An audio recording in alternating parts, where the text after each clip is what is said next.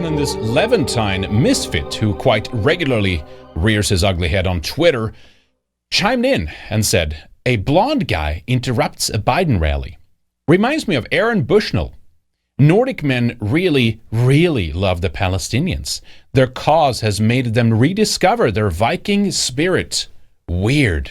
So I replied and I said, just wait until the Northern European realizes that we are the ones being genocided, and when they shift this anger and energy to defending their own folk. And by the way, I should have added too, that he's doing this, the white guy here confronting Biden, because it's the moral thing to do. And the point is, just wait until this guy, and all guys like him, all of us understands that the moral thing to do next, now, is to stand up for our people, for what's happening to us. That's the moral thing to do. Can we see some of that Viking spirit? What do you think is going to happen then? So in the wake of something like that, usually the predictable line always comes, well, it will never happen, it's over, or we're tired of waiting. Well, we're all tired of waiting, but that doesn't mean that we give up. We work even harder. We awaken, we organize, we need dedication, we need to be consistent, we need willpower and discipline.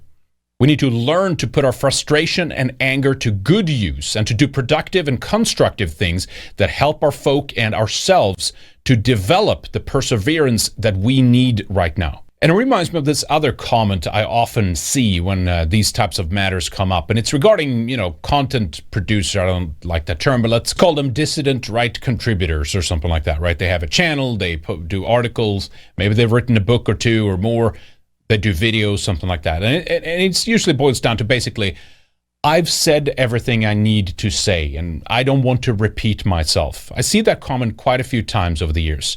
That I've done this, and I'm not pointing any fingers at anyone specifically here, and I get it. If you need to check out, if you need to go do something else, it's totally understandable.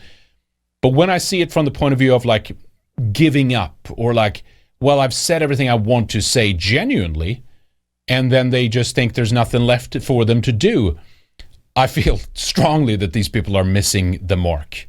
Why? Because our enemies have repeated and repeated and repeated and repeated their lies and their platitudes and propaganda to our parents, to us, to our kids, and to our coming grandkids. Or maybe some of you already have them. For what? How long now? 7 decades? Probably more.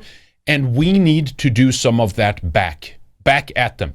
Not that repeating things over and over is all that we have to do, but it's a good start. We need to fight on any level that we can. We need to be professional, disciplined, dedicated, determined, strong-willed, and we need to fight these monsters back. And at the very least, we, us collectively, need to support the people that do if we're not in a position to do it ourselves. We need to organize in real life too. This "it's over" attitude is just what your enemies want you to do. They want you to give up. They want you to lay down. They want you to stop engage and stop talking about these kinds of things and just move on to other things. No, we need an army of people fighting back, pushing back, comment, repost, pick up their feeds and videos and clips and fire it back at them. We can't have you give up. Not now. When we're so close, we've never been closer. Everything is shifting. Everything is changing. We need more of you guys out there right now. And all of this is taking place while they're trying to drive their metaphorical knife, well, sometimes maybe literal, into the backs of our genetic lineage and propagandize the surviving white people, our kids, our children, to mix themselves out with other people so that we will go extinct. And we can't let that happen. It's up to you. And it's up to me. No one else is going to save us. It's just us. And it's us together as a group, as a people, as a folk that will do this. The surviving and thriving of our folk needs to be our religion and our faith. We need it with fervor, dedication, and again, I return to it, discipline. While being constructive and productive, we will live in eternity. Always remember that.